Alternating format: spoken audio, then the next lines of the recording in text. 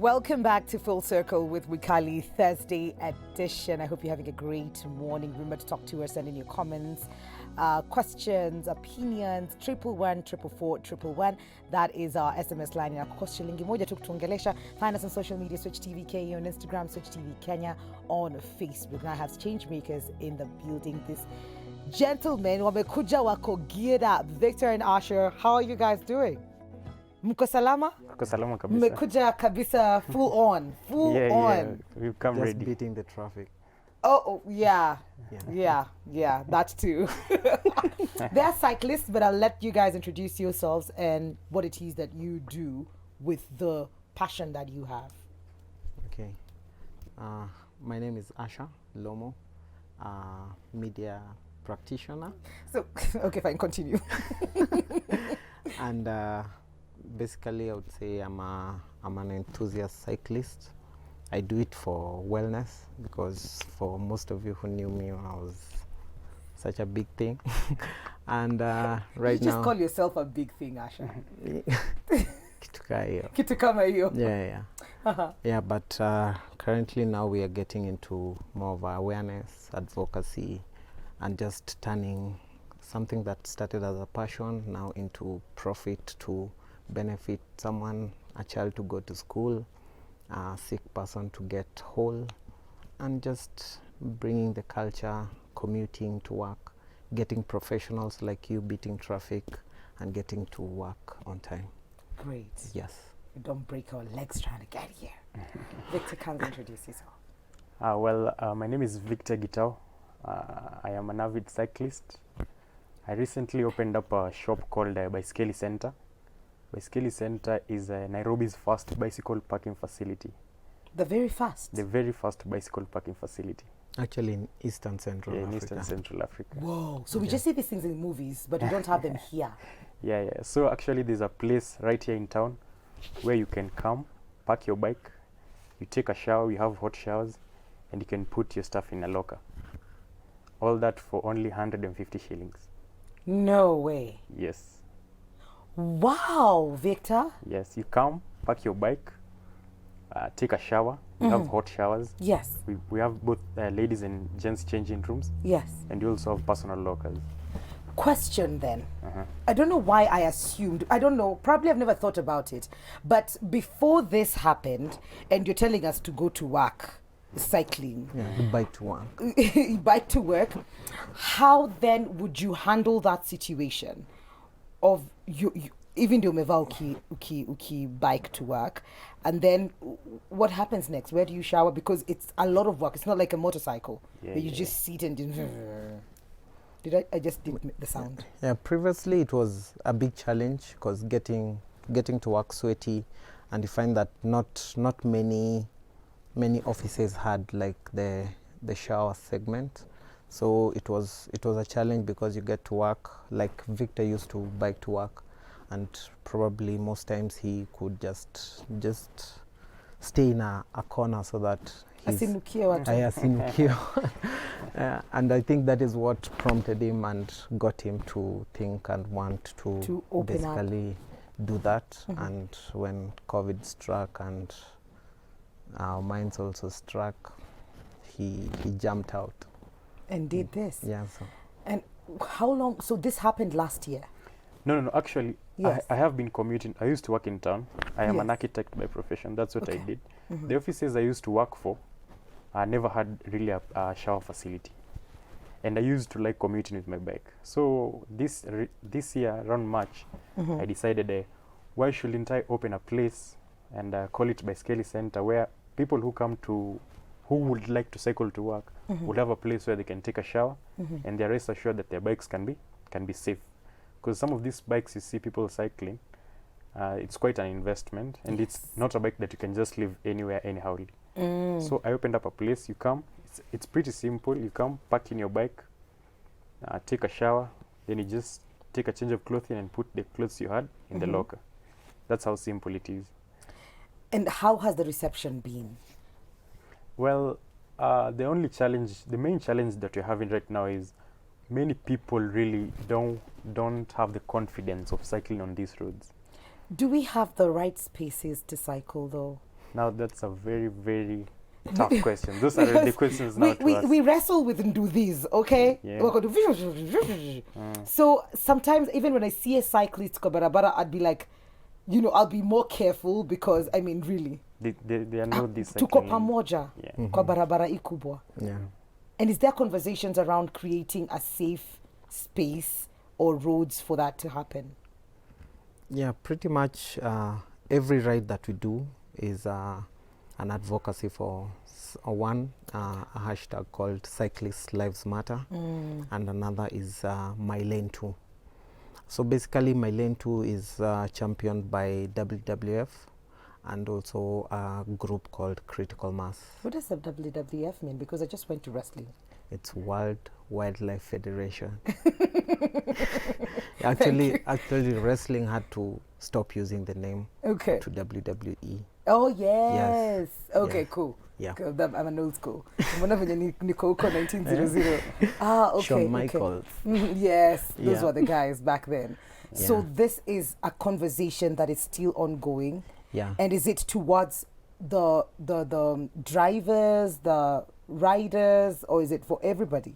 Or is it straight to the government, like, I need my lane too? Pretty much every time when we are riding, the advocacy is directly to the riders, to the drivers.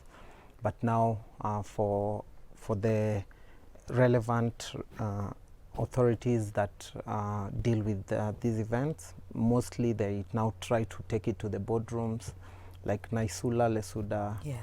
petitioned something in Parliament, still going through, but it's not, pretty much it's not something that has been picked up by many of the legislators. So anytime we are called upon to do a ride just to get the word out there, we come out so that this advocacy does not end at the road or cyclist having gone through an injury or something, but now gets to TV sets like this and also on the boardrooms and legislative areas. Great. Yeah. So I went to school with Asha in college. And I don't know why he's saying he was a big thing, because you were not. You're not, like, maybe you thought it. Actually, you're smaller than me, but back then. I was smaller? Yes. I don't think so. What are you saying about me now? But, you know, I've been following your journey, and when it started off, ilikuwa inakanikani fan. Ndio wase wamevaa vizuri, wanafanya hivi, wameenda, wamefika Limuru, ama wamefika sijui wapi.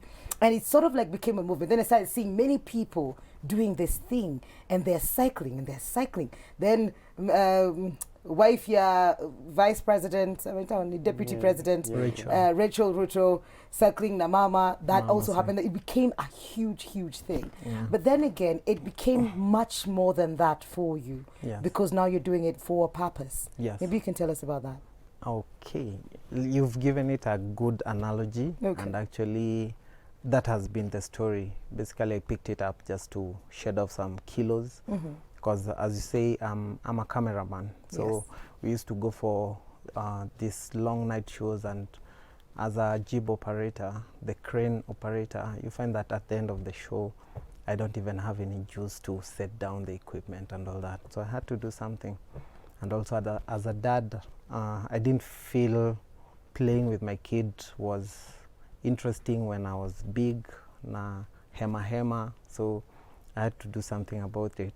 So just trying to do different rides, different locations, different routes, and COVID happened. We cycled more and more, and now with basically the group A104 cycling, what I can say about it, it's started as an out of adversary. One of us was hit and actually died. A few minutes to hospital. So when we organized all that rides, just clamoring for justice and all that, so something triggered me, and I got thinking, why shouldn't I just ride and come back home dying of fatigue?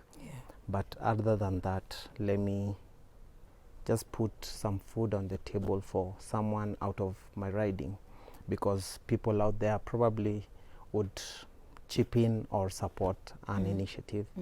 And that's how I approached Tuco-Kenya. Basically, this is the Sickle Cell Awareness Foundation. And I was to do this ride in September because that was the Sickle Cell Awareness Month. And when they saw the heaviness of the planning and all this, they said, let's push it ahead, because basically the equipment we are looking for, the sickle cell diagnostic equipment, is not a cheap equipment, but if it's available in the public facilities, it reduces the cost of currently an ordinary sickle cell test in the private labs cost around 8,100. Wow. Yeah, but for if the machine is brought to a public hospital, the cost goes down to 400 to 800 shillings. What? Yes. That is a huge margin. Yes. That makes sure that it's available for everybody. Yes. Who needs it? Yeah. Okay. So pretty much the coast region and the western region are the most prevalent. So we chose to start off doing Mombasa, and people have done Mombasa in 3 days. Yes. Why are you laughing at me? Victor, I saw you. Victor, I saw you. Yeah. Okay. Yeah, people have done Mombasa in 3 days, in 2 days, and a few friends of ours have done it in 24 hours. So what was actually exciting to the Sickle Cell Awareness Foundation was the 24 hours. Yes. Basically, it's less logistics wise, it's less in planning because you don't have to sleep along the road, but it's strenuous to the riders, very strenuous. So we picked it up. I had to call myself to meetings, ile kujiita mkutano. Yeah, because basically I had to convince myself to see that this is going to be possible. Okay. And it's finally come to pass today from 12 a.m. Today. 12 a.m. New Siku. Yeah. Okay. Yakuruka Friday. Yakuruka Friday, yes. Yeah, we roll out. Victor, are you a part of this? I'll be in a Cheska. I'll try. Gangster points in the No. Of course, there's someone who will need to watch out for these guys. That's true. That's so true. I volunteered to be part of the team that will be escorting them down to coast. Wow. And we can only hope for the best, and we are hopeful, and we are sure that this will be a great journey. Even the planning of this, you laughed at me when I was shocked at Mombasa. Yeah. And that was before he said 24 hours. Yeah. He just said Mombasa, and I was like, huh? What's the longest ride you've ever taken? Personally, I've done 220 kilometers in a single day. That's so like, in terms of places, that would be like from here to where? I can't see it. That will be from here to Nakuru. To Nakuru? Yes. Whoa. That's approximately 170 to 180 kilometers. So I also pushed from Nakuru, I pushed a little harder, and I reached my goal of 220 kilometers. Oh, you set out to go for 220. Does that mean anything? No. It's because the previous challenge I had done was 190 something. So I wanted really to beat that and prove that it's just a personal challenge, so that I can make sure I've beaten my own personal record. So 220 kilometers was my longest ride yet. So I'm hoping that maybe I can do much more better. You will. You'll definitely do it. Yeah. Well, how about you, Asha? Mine Is he going to show off? Yeah, I'm trying not to say it because I've done several of those. Several of the 220s. Yes, several of his. Yeah, I've done Kisumu in 1 day. I've done Arusha in 1 day. And cycling, like leg power. Yes, Kisumu is 350 and Arusha is 384. And that was going and coming back. So going is 384, coming back another 384. So you did this you went 1 day and then you were back the next day. Or maybe you took Arusha, you stayed the weekend, the whole week, and then you... I rested 1 day and then came back the following, the third day. Okay. congratulations inakaa kama si enough. You know what I mean? But then there's the safety bit of it, and I like that you've come in properly dressed for this. Maybe we can just take me through your gear. Adi firimbi. Well, the first thing that I can say when cycling is that you are responsible for your own safety. So definitely you can't step out without having a helmet. Okay. One thing is, these roads, the probability of you getting hit by a motor vehicle is pretty much high. So you need to have your helmet on. You properly fit your helmet so that just in case of anything, at least when you fall down, you'll have safety against your head. Okay. One other thing that many people do not adhere to is wearing a reflector or any reflective material to see. This is to ensure that you're visible to these other motorists. If motorists can see you and you have a reflective clothing on, they'll definitely avoid you. Yes. or they will maintain their distance. Okay. And the message you're trying to say is, yes, we know that all these roads don't have cycling lanes. Yes. But what we can do is just let's share the road. Yes. Let's share the road. Okay. So this whistle here, it's is basically my Honi. my horn. Yeah. Indio nini honi yako? Yeah, in the horn yangu. This is my horn. Oh my God. Yeah. And then of course the tunavaa vitu za kutuprotect huku kwa magoti ama. Yeah. And actually for people living on Wayakwe, you know how crazy the Hizi ni gumboots za kuride? Hizi ni call them Gideons. Okay. Yeah. Gideon boots. Yeah. Hizo za reggae. Yeah, call them Gideons because Okay. pretty much they save me from a lot of mud and I get Okay. yeah, Okay. yeah. So Asha, as we come to the end of this conversation, and Victor, where is the location of the center, Baiskeli Center? So Baiskeli Center is located at the tail end of Kipande Road. Yes, just I see Kipande just next to Paramount Plaza. Just when you're on the roundabout, that's where Kipande Road, that's where Baiskeli Center is located. And it's only a 5-minute walk from the CBD. So once you park your bike there, after 5 minutes, you've already arrived in the CBD. Great. Yeah. Asha, please, 12 a.m. 12 a.m. Yes. Leo midnight. Kiamkia Friday.